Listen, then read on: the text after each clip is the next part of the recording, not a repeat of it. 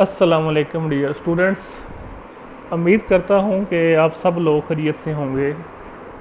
हमने botany paper C का third chapter cell ultrastructure start किया हुआ है और लास्ट टाइम जो हमने टॉपिक डिस्कस किया था वो था गाल्जी अपरेटस एंड वैक्यूल। और आज जो हम टॉपिक स्टार्ट करने जा रहे हैं वो है रेबोसोम्स। तो सबसे पहले हम डिस्कवरी ऑफ रेबोसोम्स को देखते हैं। एक साइंटिस्ट हैं पैलेट, इन्होंने 1953 में एनिमल सेल्स में रेबोसोम्स को डिस्कवर किया। उसके बाद टू साइंटिस्ट हैं रॉबिन्सन एंड ब्राउन, इन्होंने प्लांट सेल्स में रेबोसोम्स को डिस्कवर किया। रेबोसोम्स जो हैं ये मेम्ब्रेनस बाउंड स्ट्रक्चर्स नहीं है। इट मीन्स के रेबोसोम्स के ऊपर मेम्ब्रेन जो है वो प्रेजेंट नहीं होती।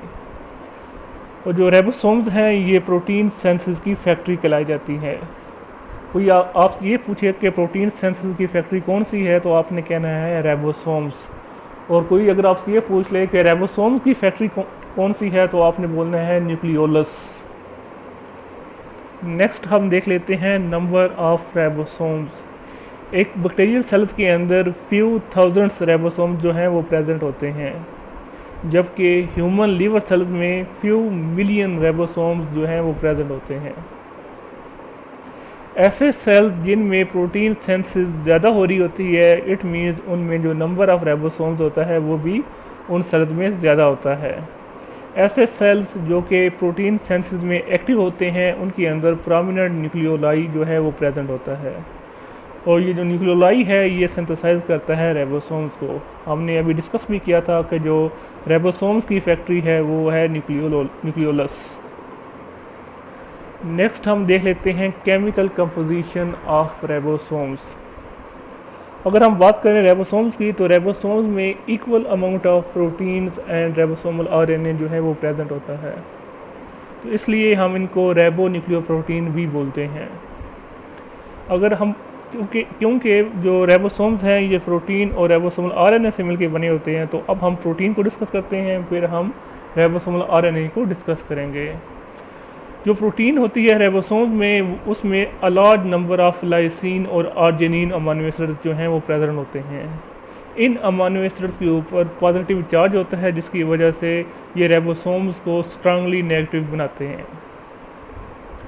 अगर हम बात करते हैं रेबोसोमल आरएनए की, तो यूकैरियोटिक रेबोसोम्स में 4 टाइप्स के रेबोसोमल आरएनए के मॉलिक्यूल्स होते हैं। कौन कौन से? 5s, 5.8s, 18s and 28s। जबकि प्रोकैरियोटिक रेबोसोम्स में 3 टाइप्स के रेबोसोमल आरएनए के मॉलिक्यूल्स हैं। कौन कौन से? 5s, 16s and 23s। इस फिगर के अंदर आप कंपैरिजन देख रहे हैं between the prokaryotic ribosomes and eukaryotic ribosomes. अगर हम बात करते हैं यूकैरियोटिक रेबोसोम्स की, तो आप देख रहे हैं कि जो यूकैरियोटिक रेबोसोम्स हैं ये 4 टाइप्स के रेबोसोमल आरएनए से मिलके बने हुए हैं। कौन कौन से वो रेबोसोमल आरएनए हैं? 5s ribosomal RNA, 5.8s, 18s and 28s ribosomal RNA से मिलके बने हुए हैं।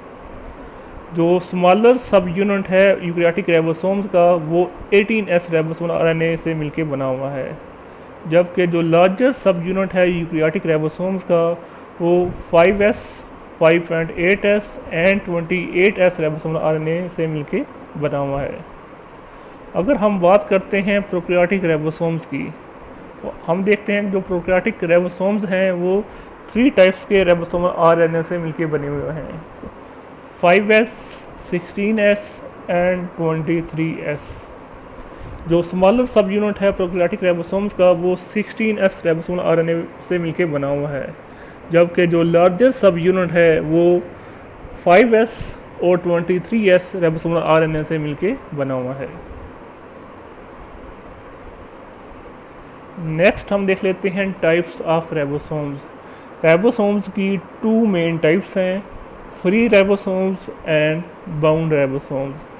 ऐसे रेबोसोम्स जो कि साइटोप्लाज्म में सस्पेंडेड होते हैं उनको हम बोलते हैं फ्री रेबोसोम्स, और ऐसे रेबोसोम्स जो कि रफ एंडोप्लाज्मिक रेटिकुलम की सरफेस के साथ अटैच होते हैं, उनको हम बोलते हैं बाउंड रेबोसोम्स।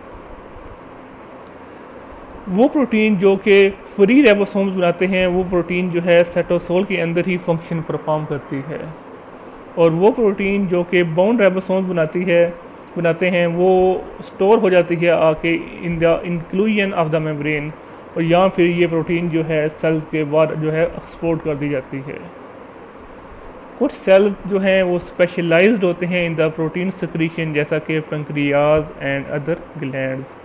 ये जो सेल्स होते हैं ये डाइजेस्टिव एंजाइम्स को सिक्रीट करते हैं, और इन ग्लैंड के पास हाई प्रोपोर्शन ऑफ बाउंड रेबोसोम जो है वो प्रेजेंट होते हैं। नेक्स्ट हम देख लेते हैं स्ट्रक्चर ऑफ रेबोसोम्स। रेबोसोम का जो डायमीटर है वो 23 नैनोमीटर है।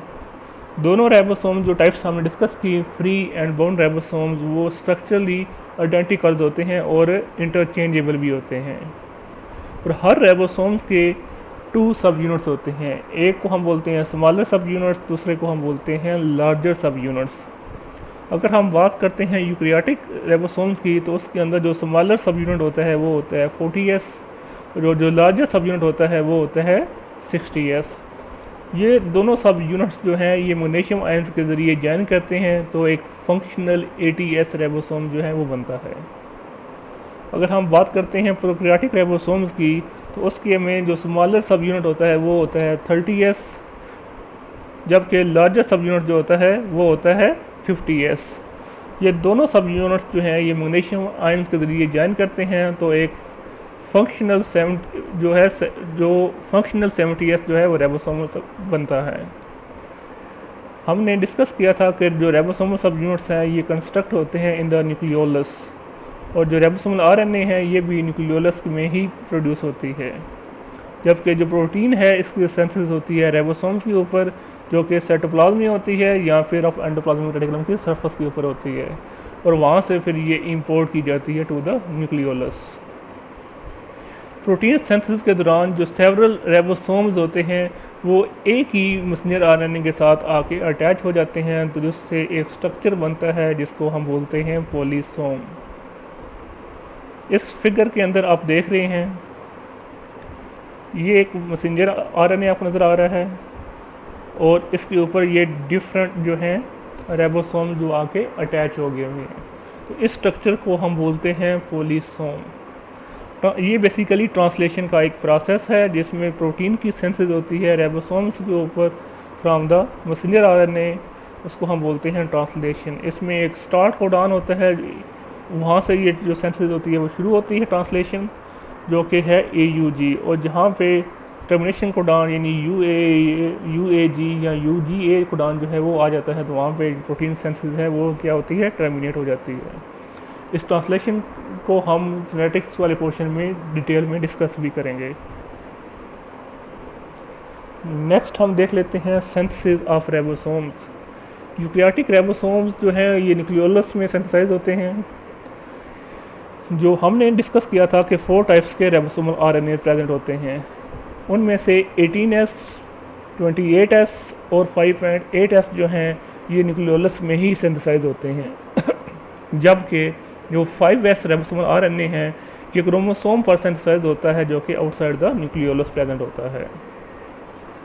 रेबोसोमल प्रोटीन जो है ये हमें पता है कि ये साइटोप्लाज्म के अंदर सिंथेसाइज होती हैं, और वहाँ से फिर ये ट्रांसफ़र की जाती हैं या इंपोर्ट की जाती हैं टू द न्यूक्लियोलस।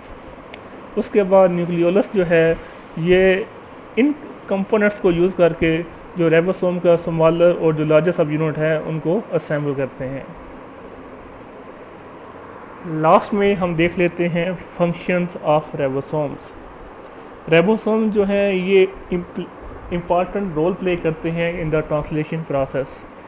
ट्रांसलेशन में होता क्या है कि एक मैसेंजर आरएनए जो कि जेनेटिक इन्फॉर्मेशन न्यूक्लियस से लेके आता है टू द साइटोप्लाज्म, वहाँ पे आकर ये जो मैसेज होता है ये ट्रांसलेट होता है इन द रेबोसोम, जिसकी वजह से एक पॉलीपेप्टाइड चेन यानी कि linear structure of polypeptide chain बनती है, जिसको हम बोलते हैं प्राइमरी स्ट्रक्चर ऑफ प्रोटीन।